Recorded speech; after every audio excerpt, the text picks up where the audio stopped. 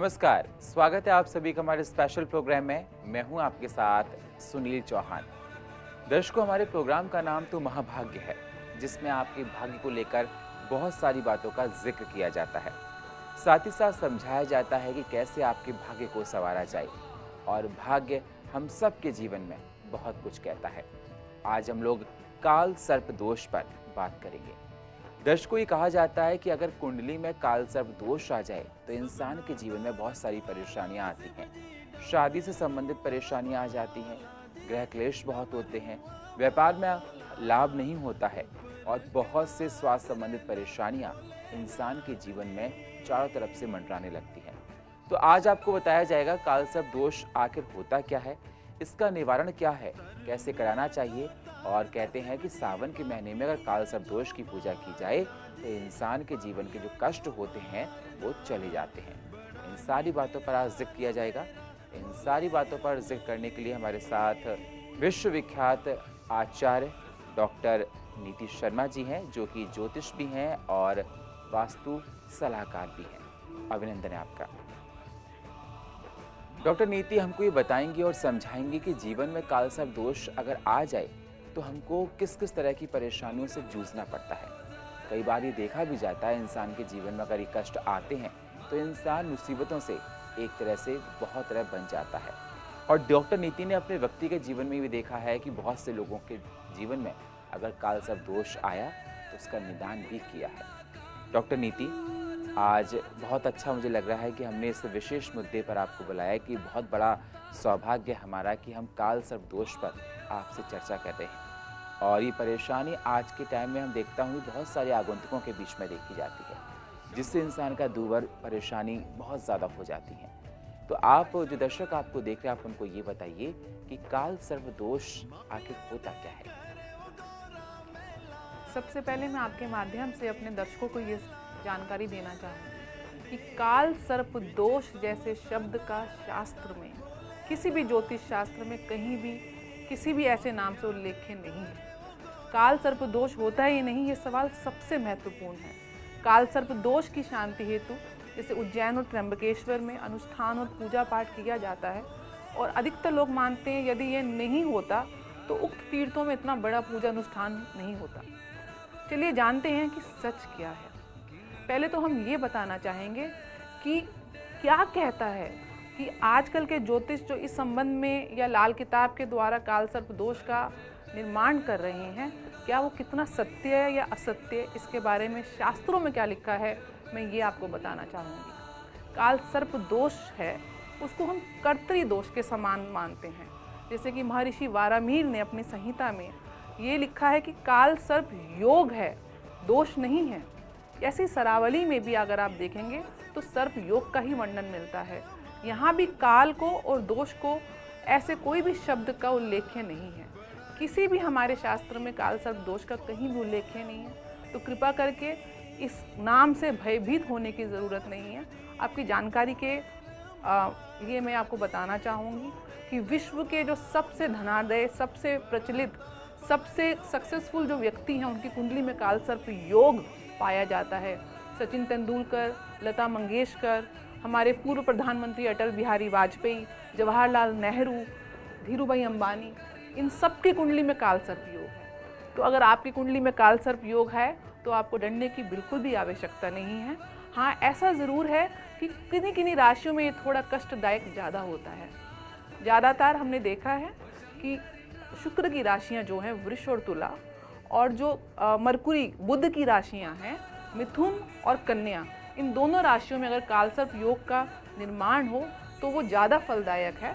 थोड़ा कष्ट जातक को ज़रूर होता है, सक्सेस इतनी आसानी से नहीं मिलती है, और छोटे घरों का निर्माण बहुत शीघ्र हो जाता है, महलों के निर्माण में समय लगता है।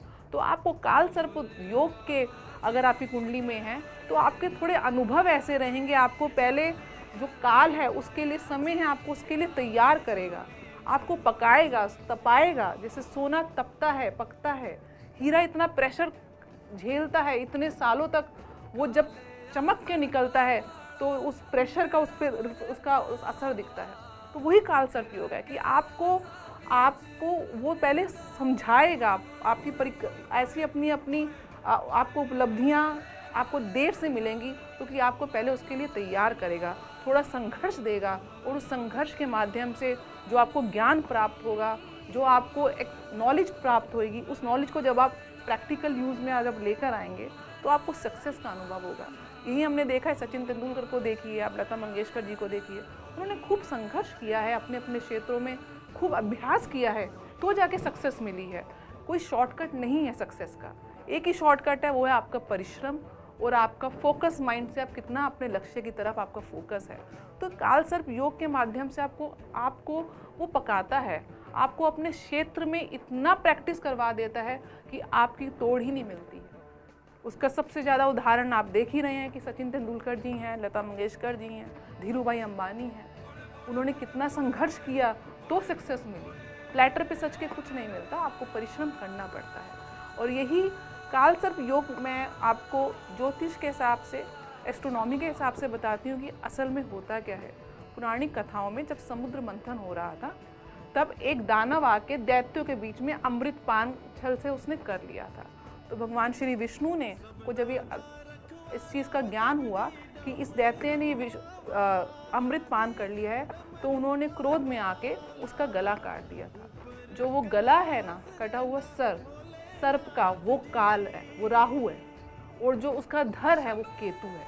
तो जब सारे के सारे ग्रह, 7 ग्रह, राहु केतु जो हैं वो छाया ग्रह हैं, और सूर्य, चंद्रमा, बुध, शुक्र और शनि, गुरु, ये सारे के सारे जो हैं ये आपके सॉलिड ग्रह हैं। तो जब ये सारे ग्रह राहु केतु के अक्षों के बीच में आ जाते हैं, राहु केतु क्योंकि वो राहु सर है और केतु धर है, तो ये हमेशा 180 डिग्री होते हैं, एक दूसरे के आमने सामने होते हैं। किसी भी कुंडली में आप पाएंगे इनकी डिग्रीज भी सेम होंगी। अगर राहु 22 डिग्री का है तो केतु भी 22 डिग्री का होगा। तो आमने सामने सम सप्तम होते हैं। इन दोनों के भीतर जब सारे ग्रह आ जाते हैं, उस योग को हम काल सर्प योग मानते हैं। और ये भी देखा गया है, जब अगर ये योग में सारे ग्रह कुंडली के दाईं तरफ हों तो ये योग ज़्यादा शुभकारी होता है, बजाय कि अगर कुंडली के बाईं तरफ सारे ग्रह हों। तो ये तो इसका एस्ट्रोनॉमिकली फिनोमिना है कि ये बनता कैसे है। अब मैं आपको बताना चाहूँगी कि काल सर्प योग में सबसे ज़्यादा जो महत्वपूर्ण ग्रह है वो राहु है। तो राहु को हम शास्त्रों में ऑब्सेशन बोलते हैं। राहु का सिर्फ सर है ना, मुंह है, वो सिर्फ खाना जानता है। तो राहु इज ऑब्सेस्ड। राहु जिस भी आपके भाव में, जिस भी राशि में बैठा होगा, जातक उस पर्टिकुलर चीज़ के लिए ऑब्सेस्ड होगा, उस चीज़ का उसको पैशन होगा, उसको वो चीज़ चाहिए ही चाहिए। इसलिए अगर काल सर्प दोष राहु आपका मिथुन या कन्या, बुध की राशि में, बुध जो है इंटेलेक्ट है, तो ऐसा जातक बहुत ज़्यादा इंटेलिजेंट होता है, उसको ज्ञान प्राप्त करने की एक अजीब सी ललक होती है। तो जब आपने ज्ञान प्राप्त कर लिया, जैसे धीरूभाई अंबानी की कुंडली में तीसरे घर में राहु कन्या राशि में बैठा है, तो उन्होंने अपने ज्ञान से, और तीसरा घर कम्युनिकेशन स्किल का भी है, उन्होंने अपने ज्ञान से ऐसी कम्युनिकेशन स्किल्स उन्होंने इतना डेवलप किया, इतना पैशनली उन्होंने अपने व्यापार में अपने ज्ञान को डाला कि उनका व्यापार कहाँ से कहाँ पहुँच गया। तो इसलिए इतना ऑब्सेशन हो जाता है इन दोनों चीज़ों के लिए। तो राहु का जो अगर काल सर्प योग अगर कुंडली में बुध की राशियों में बनता है तो ये बहुत अच्छा फल देता है। पराक्रम के द्वारा, ज्ञान के द्वारा जातक सफलताओं को प्राप्त करता है। इसी तरह शुक्र की राशि में अगर काल सर्प योग हो तो वो वृष और तुला राशि है। ये राशि है जो शुक्र की राशियाँ जो होती हैं, ये वैभव देती हैं, ये ऐश्वर्य देती हैं, ये मीडिया की भी लाइन है। तो मीडिया में बहुत से जातक आप देखेंगे जिनका शुक्र या तुला राशि में काल सर्प योग का निर्माण हो रहा है, राहु वहाँ विराजित है, तो वो मीडिया लाइन में अपने पराश्रम, अपने श्रम के साथ, अपने स्ट्रॉन्ग डेडिकेशन के साथ उन्होंने ऊंचाई को प्राप्त किया है। तो कृपा करके काल सर्प दोष नाम का कोई भी भ्रम ना पालें। काल सर्प दोष नाम का कोई भी ऐसा शब्द शास्त्रों में उल्लेख्य नहीं है। हाँ, राहु की वजह से कुछ परेशानियाँ हो सकती हैं, उसका मैं आपको वर्णन करूँगी, और उसके उपायों से कैसे आप शिवजी की आराधना से और सर्प की आराधना से, क्योंकि सर्प, राहु केतु सर्प का ही एक सर और धर है, उनकी आराधना से और अपने अच्छे कर्मों के द्वारा आप इस दोष को, जो गलत भ्रांति पैदा करी, इस योग का आप शुभ फल प्राप्त कर सकते हैं, वो मैं आपको बताना चाहूँगी। बिल्कुल आचार्य जी, आपने जिस तरह से बताया और समझाया कि कालसर्प दोष होता क्या है। कालसर्प दोष नहीं बल्कि कालसर्प योग होता है। दर्शकों, ये बहुत अच्छी बात बताई क्योंकि अधिकतर लोगों को ये पता है कि कालसर्प दोष होता है, और जिस तरह से हमारे आचार्य जी ने बताया है कि कालसर्प दोष नहीं कालसर्प योग होता है। और कुंडली में अगर ये आ जाए कई बार ठीक से तो बहुत सारे काम बनने लगते हैं। और जिस तरह से मैडम ने जिक्र किया कि बहुत से ऐसे लोग जो दुनिया में अपना काम का डंका बजा चुके हैं, धीरू भाई अंबानी हुए, सचिन तेंदुलकर जी हुए, लता जी हुई, और हमारे स्वर्गीय जो प्रधानमंत्री थे अटल बिहारी वाजपेयी, इन सब की कुंडली में काल सर्प दोष नहीं काल सर्प योग था। और देखो कितनी तरक्की उन्होंने पाई, कितना अथक परिश्रम किया, और जिसकी वजह से वो क्या क्या दुनिया में नसीब कर चुके हैं। लेकिन मैडम ये बात हमने बहुत अच्छे से जिक्र कर ली है, और दर्शकों की बताना चाहते हैं स्क्रीन पर एक नंबर चल रहा है। अगर आपको अपॉइंटमेंट लेना है, किसी प्रकार की कोई नॉलेज लेनी है, तो आप डॉक्टर नीति से मिल सकते हैं, फ़ोन करके मैडम से संपर्क कर सकते हैं। और आप कोई सुझाव देना चाहते हैं, आने वाले सेगमेंट में आप चाहते हैं कि कोई आपको और टॉपिक पर डिस्कशन हो, तो आप उसको लेकर भी कॉल कर सकते हैं, ईमेल भी कर सकते हैं, हमारी ईमेल आईडी है। तो अपने मन में किसी तरह की कोई शंका है तो आप कॉल कीजिए, और आने वाले सेगमेंट में आपकी इस परेशानी को हम ज़रूर उठाएंगे।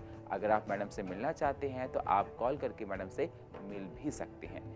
आचार्य जी, ये बातें हम लोगों ने कर ली, और एक बार दर्शकों को मैं ये भी बताना चाहता हूँ, जैसे कालसर्प योग की जब पूजा होती है तो बहुत से लोगों को नाना प्रकार की बातें पता हैं। संक्षेप में आप ये बताइए कि उसमें क्या होता है, किस तरह कपड़े पहने जाते हैं, कौन कौन सा दान होता है, क्योंकि सावन का महीना है और कालसर्प योग की पूजा चल रही होगी। कालसर्प योग में सावन के महीने में पूजा और अनुष्ठान करना विशेष लाभदायी है। इसमें नॉर्मली हम जो वस्त्र पहनते हैं, संपूर्ण वस्त्र जो नए पहने जाते हैं, और पूजा के बाद इसको वहीं पे दान कर दिया जाता है। और सामग्री जो शिव जी की उपासना में सामग्री इस्तेमाल होती है, वो सारी की सारी सामग्री हम लेते हैं। उसमें बेलपत्र के द्वारा, धतूरे के द्वारा, भांग के द्वारा, गन्ने का रस, और भी काफ़ी सामग्रियां हैं जो मैं डिटेल में आपको अगर आप अनुष्ठान कराना चाहते हैं तो मैं आपको बताऊंगी। लेकिन ये भी जानना ज़रूरी है कि हमारे काल सर्प दोष कितने प्रकार के होते हैं। ज्योतिष शास्त्र में काल सर्प योग जो है वो तकरीबन 12 प्रकार का होता है, क्योंकि हमारे 12 ही भाव होते हैं, 12 ही राशियाँ होती हैं। अगर राहु आपका मेष राशि या पहले भाव में और केतु आपका सप्तम भाव में होगा तो उस योग को हम अनंत काल सर्प योग बोलते हैं। और अगर आपका राहु दूसरे भाव में और केतु अष्टम भाव में रहता है, या दूसरी राशि और केतु अष्टम राशि में यानी कि वृश्चिक राशि में रहता है, तो उसको हम कुलिक काल सर्प योग के नाम से जानते हैं। तीसरे भाव का राहु और नवम भाव में अगर केतु रहता है तो उसको वासुकी काल सर्प योग बोलते हैं। और अगर आपका राहु चौथे भाव में यानी कि 4th हाउस में और आपका केतु दशम भाव में रहेगा तो शंखपाल नाम का काल सर्प योग का निर्माण होगा। पद्म नाम के काल सर्प का योग निर्माण होता है जब आपका राहु पंचम भाव में होता है और केतु आपका एकादश भाव में होता है। तक्षक नाम के काल सर्प योग का तब निर्माण होता है जब राहु आपका सप्तम भाव में और केतु आपका लगन में चला जाता है। कर्काटक नाम के काल सर्प का योग निर्माण राहु के अष्टम भाव में होने से और केतु के द्वितीय भाव में होने से बनता है। शंखनाद नामक काल सर्प योग का निर्माण राहु के नवम भाव में और केतु के तृतीय भाव में होने से बनता है। ऐसे ही घातक नाम का काल सर्प योग तब बनता है जब राहु आपके दशम भाव में होगा और केतु आपके चतुर्थ भाव में होगा। विषाक्त नाम का काल सर्प योग एकादश राहु और पंचम केतु के साथ बनता है। और शेषनाग नामक काल सर्प योग द्वादश भाव में राहु के होने से और षष्ठम भाव में केतु के होने से बनता है। मैंने पहले भी उल्लेख किया है कि अगर आपका काल सर्प योग बुध की दोनों राशियां मिथुन और कन्या में बन रहा हो और शुक्र की दोनों राशियों में वृष में और तुला में बन रहा हो तो ये ज़्यादा लाभकारी फल देगा। अब ज्योतिषों के अनुसार ये जितने भी 12 काल सर्प योग होते हैं ये राहु की दशा और अंतरदशा में अस्त राहु और अस्त ग्रह और नीच ग्रह के या शत्रु राशि में बैठे राहु ग्रह के मार्केश या ग्रह अगर जो वक्री होता है उसके चलते भी जातक को कई बार कष्टों का सामना करना पड़ता है। तो राहु की और केतु की अगर स्थिति थोड़ी सी भी कष्टकारी है, थोड़े से दुष्प्रभाव में है तो ज़रा कष्ट होते हैं, अन्यथा आपको कष्टों का अनुभव नहीं होता। सिर्फ थोड़ा संघर्ष जरूर देखना पड़ता है जिसके माध्यम से आप इतने परिपूर्ण हो जाते हैं कि सक्सेस का जो रास्ता है, मार्ग आपके लिए प्रशस्त हो जाता है। बहुत सुंदर बात आपने बताई कि किस तरह से हमारे जीवन में 12 प्रकार के काल सर्प योग हैं और क्या क्या इनके उपाय हैं ज्योतिष के हिसाब से। इन सारी बातों के बारे में आपने जिक्र किया। और मैडम आपने ये बात बहुत अच्छी बताई है, लोगों को शायद पता भी ना हो कि काल सर्प योग आने से लोग ये सोचते हैं कि उनके जीवन में संकट आने लगेंगे। ऐसा नहीं, अधिक परिश्रम के बाद इंसान मुकाम पर पहुंच सकता है। और जितना भी इंसान को फेम ग्लैमर जो मिलता है वो सिर्फ और सिर्फ आपने कहा कि शुक्र की वजह से मिलता है, जिक्र किया था। क्योंकि अभी देखा जाए बॉलीवुड में जितने लोग आज नाम कमा रहे हैं, आपने जिक्र भी किया कि बिजनेसमैन धीरू भाई अंबानी हुए, सचिन तेंदुलकर हुए, लता जी हुए, इन सब पे काल सर्प योग था। लेकिन जिस तरह से आपने शुक्र को लेकर जिक्र किया, इन्होंने कितना मुकाम कमाया, तो जीवन में आज उनकी भी एक हमारे बीच में जगह रहती है। मैं आपसे मैडम ये जानना चाहता हूँ कि क्या लक्षण होते हैं, कैसे कोई जातक जाने कि उनको काल सर्प योग हो गया है।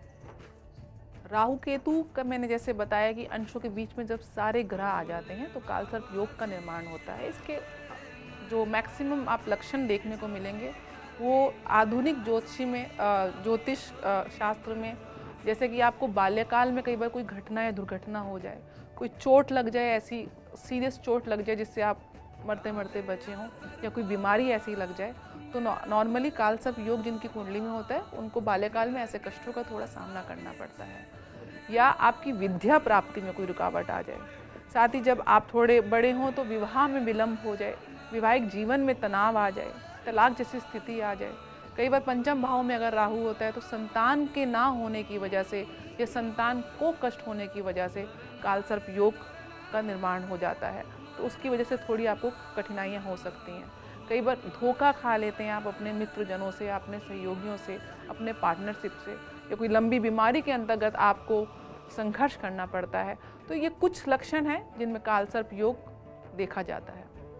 ज्योतिष में काल सर्प योग के कुछ लक्षण बताए जाते हैं, वो इस प्रकार हैं। जैसे कि बाल्यकाल में अगर कोई घटना दुर्घटना हो, चोट लग जाए, बीमारी का आपको सामना करना पड़े, विद्या में प्राप्ति में आपको रुकावट हो, या आपको विवाह आपका विलंब से हो रहा हो, वैवाहिक जीवन में उथल पुथल हो, तनाव हो, तलाक की स्थिति आ जाए, संतान का ना होना पंचम भाव में राहु के वजह से होता है, धोखा खाना, लंबी बीमारी आपको ग्रसित हो जाए, या आपको आए दिन किसी दुर्घटनाओं का सामना करना पड़े, अचानक से कोई भी आपको वाद विवाद में आप पड़ जाएं, रोज़गार में आपको अगर दिक्कत हो, और अगर घर की महिलाओं को भी संकट और ग्रह कलेश की आपको परेशानी ज़्यादा रहती हो, तो काल सर्प योग नॉर्मली आपको उसका इफेक्ट बैड दिखा रहा होता है। मांगलिक कार्यों में अगर बाधा आ जाए, गर्भपात, अकाल मृत्यु घर में, प्रेत बाधा, या दिमाग में बहुत ज़्यादा चिड़चिड़ापन भी अगर रहने लग जाए, तो काल सर्प योग की आप पूजा करवा के उसमें आप रिलीफ पा सकते हैं। बिल्कुल, बहुत अच्छी बात आपने बताई आचार्य जी, किस तरह से हम लोगों को निजात मिल सके काल सर्प योग से। और आपने काल सर्प योग के बारे में बहुत सारे संपूर्ण ज्ञान कहा जाए आपने हमको दिया। आने वाले अगले सेगमेंट में हम जो हमारी आज बहुत सारी बातें रहेगी, क्योंकि समय का अभाव हमारे पास है, और आने वाले सेगमेंट में हम उन बातों को उठाएंगे और बताएंगे लोगों को कि राहु, जिस तरह आपने राहु केतु की बात की थी, राहु का उपाय क्या होता है, राहु के साथ क्या करना चाहिए, नए नए टॉपिक लाते रहेंगे, दर्शकों को बताएंगे। बहुत बहुत शुक्रिया आप हमारे इस मंच पर आए। तो देखा आपने, हमारे साथ आचार्य जी डॉक्टर नीति ने बताया कैसे कि काल सर्प दोष नहीं, काल सर्प योग होता है, और ये बताया कि जीवन में आ जाए तो हमको किस किस तरह की परेशानियों से जूझना पड़ता है। शादी में विलंब होता है, घर में कलेश होता है, चिड़चिड़ापन आता है, बीमारियां आती हैं, बहुत सारी परेशानियां आती हैं। इन सारी बातों पर जिक्र किया। दर्शकों, एक बार आपको फिर से बता दूं, किसी भी तरह की कोई परेशानी है तो स्क्रीन पर नंबर है, ईमेल आईडी है, आप कॉल कर सकते हैं, कॉल करके अपनी परेशानी को साझा कर सकते हैं। अगर आपको डॉक्टर नीति से मिलना है तो आप संपर्क भी कर सकते हैं। और फिलहाल हमारे इस खास प्रोग्राम में इतना ही। बाकी खबरों के लिए आप बने रहिए CCN के साथ। तब तक के लिए नमस्कार।